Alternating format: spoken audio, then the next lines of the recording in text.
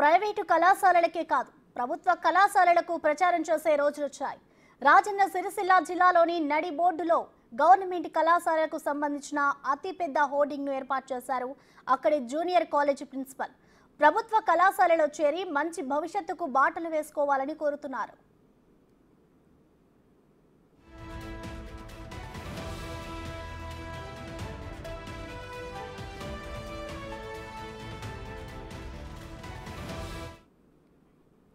ప్రైవేటుకు దీటుగా తాము కూడా విద్యను అందిస్తామని చెబుతున్నారు ప్రిన్సిపల్ రఘునందన్.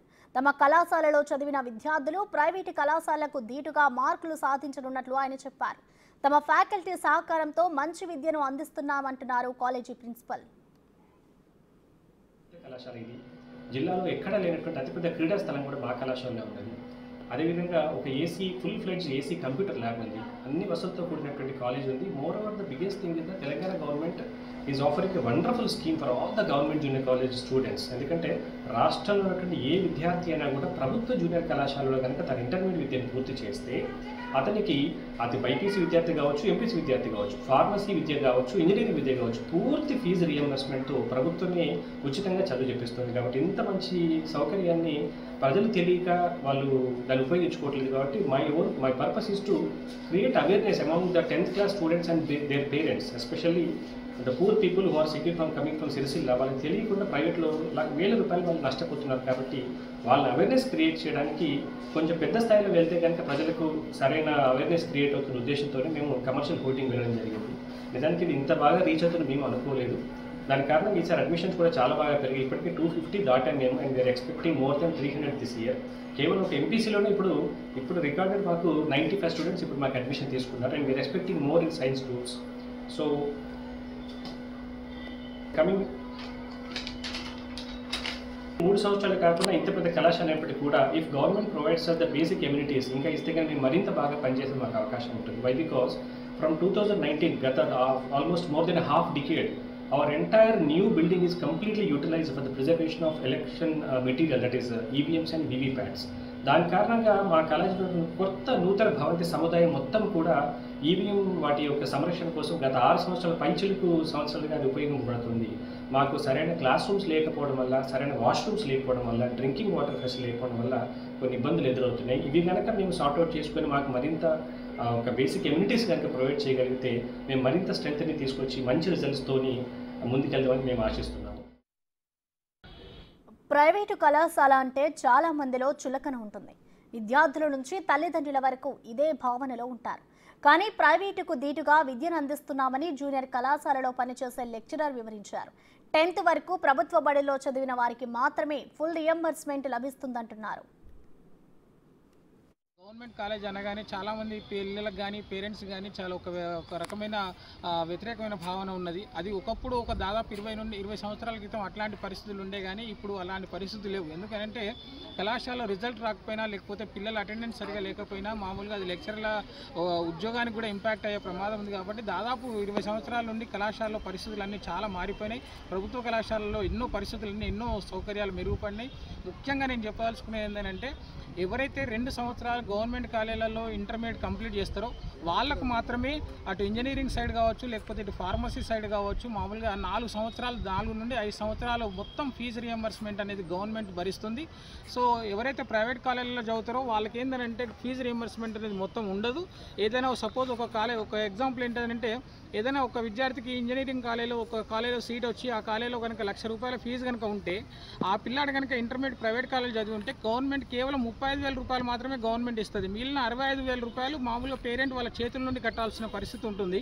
అలా కాకుండా ఎవరైతే 2 సంవత్సరాలు గవర్నమెంట్ కాలేజీలో ఇంటర్మీడియట్ కంప్లీట్ చేస్తారో వాళ్ళకి 1,00,000 ఉన్నా 2,00,000 ఉన్నా ఆయా కాలేజీలలో ఎంత ఫీజు ఉంటే అంత ఫీజు మొత్తం గవర్నమెంటే భరిస్తుంది. ఈ విధంగా ఇంజనీరింగ్ కావచ్చు, ఫార్మసీ కావచ్చు, ఇట్లా చాలా రకాల కోర్సులకి జనరల్గా గవర్నమెంట్ రియంబర్స్మెంట్ ఇస్తుంది. కలర్ఫుల్ గోడలు ఉండకపోవచ్చు, but after completion of 2 years వాళ్ళు చాలా కలర్స్ నింపుకొని వాళ్ళ జీవితాల్లో చాలా కాన్ఫిడెంట్గా డైరెక్ట్గా ఈ కళాశాల నుండి వెళ్ళే అవకాశం ఉంటుంది. సో తప్పకుండా గవర్నమెంట్ ప్రొవైడ్ చేసే సౌకర్యాలు కావచ్చు, లేకపోతే గవర్నమెంట్ ఫెసిలిటీస్ కావచ్చు, ఇవన్నీ మీరు వాడుకొని గవర్నమెంట్ కళాశాలని అభివృద్ధి చెందించే దిశగా మీరు ఈ సౌకర్యాలను వినియోగించుకుంటారని పేరెంట్స్కి అటు పిల్లలకి విజ్ఞప్తి చేస్తారు. ప్రభుత్వ కళాశాలకు సంబంధించి జనరల్గా ఎలాంటి క్యాంపెయినింగ్ అంటే ప్రచారాలు ఇంతకుముందు ఉండకపోయేవి.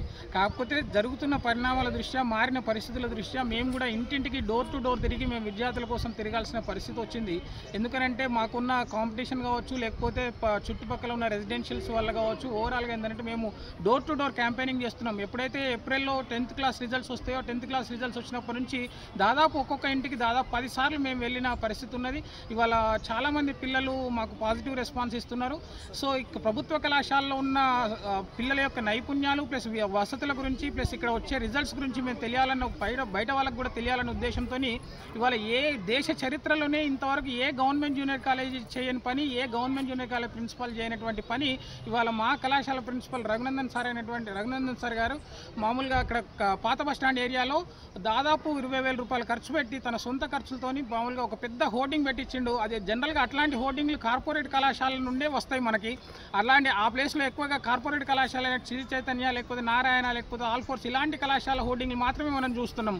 కానీ దేశ చరిత్రలోనే మొట్టమొదటిసారి ఒక ప్రభుత్వ జూనియర్ కళాశాలకు సంబంధించిన హోర్డింగ్ ఉండడం అనేది అది నిజంగా చారిత్రాత్మకం. సకల సౌకర్యాలతో ప్రభుత్వ జూనియర్ కళాశాల నడుస్తోంది. విద్యార్థులకు ఎప్పుడూ అత్యున్నత విద్యను అందించడానికి నిరంతరం ప్రయత్నిస్తామంటున్నారు అక్కడి ఫిజిక్స్ లెక్చరర్. కంప్యూటర్ ల్యాబ్ ఉంది, ల్యాబొరేటరీ కూడా మంచి అత్యున్నత స్థాయిలో ఉన్నాయి.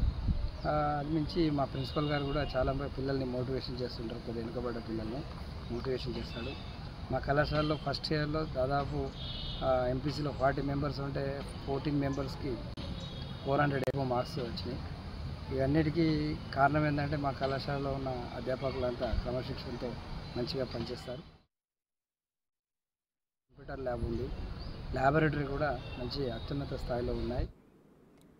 సిరిసిల్లాలోని జూనియర్ కళాశాలలో అన్ని సౌకర్యాలతో విద్యను అందిస్తున్నారని అక్కడ చదువుతున్న సీనియర్ ఇంటర్ విద్యార్థులు చెప్తున్నారు. ఇక కళాశాలలో కొత్తగా జాయిన్ అయిన ఫస్ట్ ఇయర్ విద్యార్థులు కూడా మంచి విద్య లభిస్తుందంటున్నారు. లెక్చరర్ల నుంచి మంచి సపోర్ట్ లభిస్తుందని విద్యార్థులు అంటున్నారు. నాకు 500కి 488 మార్క్స్ వచ్చినాయి. స్టేట్లో 3rd ర్యాంక్. మా సిరిసిల్ల అక్కడ నుంచి రోజు నడుచుకుంటూ వచ్చేదాన్ని. ఇక్కడ ప్రిన్సిపల్ సార్ మాకు నైట్ స్టడీ అవర్స్ 7:30 వరకు పెడతారు. మాకు స్టాఫ్ కూడా చాలా బాగుంది. అందరూ మంచిగా క్లాసెస్ ఆన్లైన్ కంప్యూటర్లో ఆన్లైన్ క్లాసెస్ అవి కూడా చెప్తారు.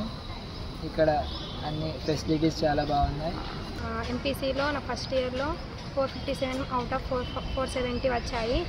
ఇక్కడ ఈ కాలేజ్లో అందరూ చాలా బాగా నేర్పిస్తారు. మాకు కంప్యూటర్ క్లాసెస్ కూడా జరుగుతున్నాయి.